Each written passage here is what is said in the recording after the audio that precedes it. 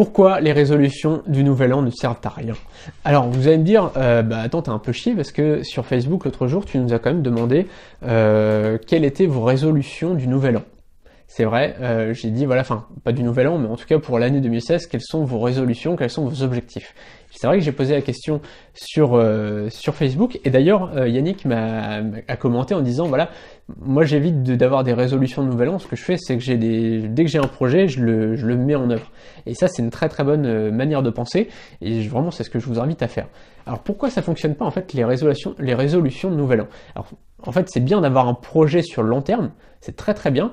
Moi par exemple, voilà, je vous l'ai dit dans la précédente vidéo, par exemple, voilà, dans quelques années, je voudrais acheter une Ferrari. Bon, c'est encore un rêve, mais c'est un rêve qui est absolument accessible à tout le monde. Vous pouvez avoir une Ferrari dans quelques années si vous bossez. C'est absolument pas impossible. Bref, j'ai aussi, j'ai par exemple le projet d'aller à l'île Maurice dans 4 ans. Ça, c'est un projet qui est à long terme. Donc c'est pas un projet que je me mets tous les jours dans la tête. Pourquoi? Parce que c'est trop long terme pour ça. C'est très bien d'avoir des projets à long terme, des projets 1 an, 2 ans, 3 ans, 4 ans.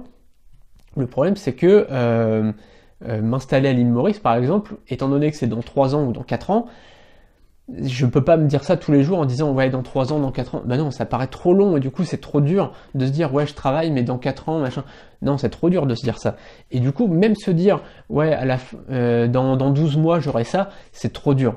C'est pas, voilà, je trouve que c'est trop dur de se motiver avec ça et il faut vraiment se motiver avec des trucs plus court terme. C'est bien d'avoir des objectifs sur le long terme, par exemple dans 1 an j'aurai telle voiture ou je m'achèterai telle montre ou je sais pas quoi, enfin un projet long terme.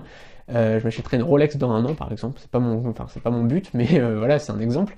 Mais en tout cas voilà, c'est bien d'avoir des projets long terme, mais il faut avoir des projets aussi plus court terme, tous les mois voire toutes les semaines. C'est bien d'avoir des projets comme ça.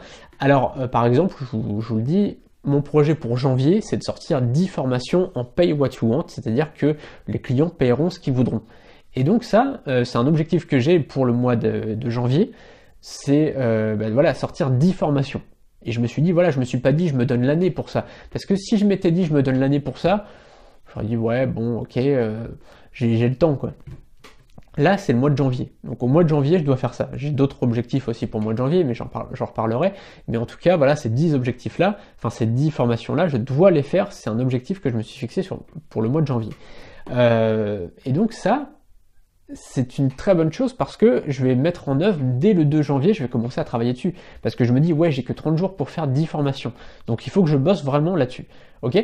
Et donc c'est vraiment ce que je vous conseille de faire, c'est de vous donner des bonnes résolutions, des objectifs, mais chaque mois ou chaque semaine. Alors chaque semaine, ça peut être parfois un peu difficile.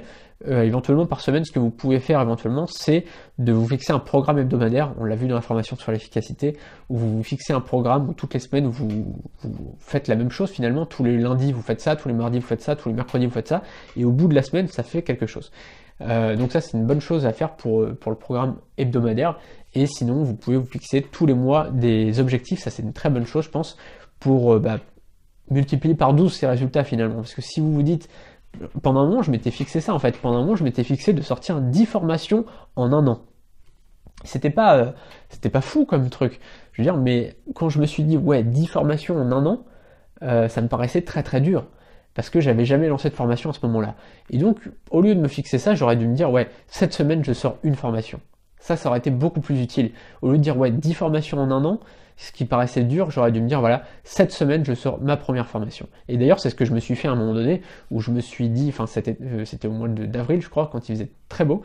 Il y a eu une petite canicule au mois d'avril, je sais plus si vous vous souvenez, mais bref, au mois d'avril, je me suis posé en terrasse et je me suis dit, bon, allez, après-demain, j'ai une formation qui est en ligne. Et je me suis dit ça, voilà, je me suis lancé comme ça, j'avais pas trop prévu, et je me suis lancé ça, c'était ma première formation audio, et je me suis lancé pour la lancer, quoi. Et donc, il faut se lancer comme ça, quoi. Il faut se lancer, se dire, voilà, cette semaine, je fais ça, ou ce mois-ci, je fais ça.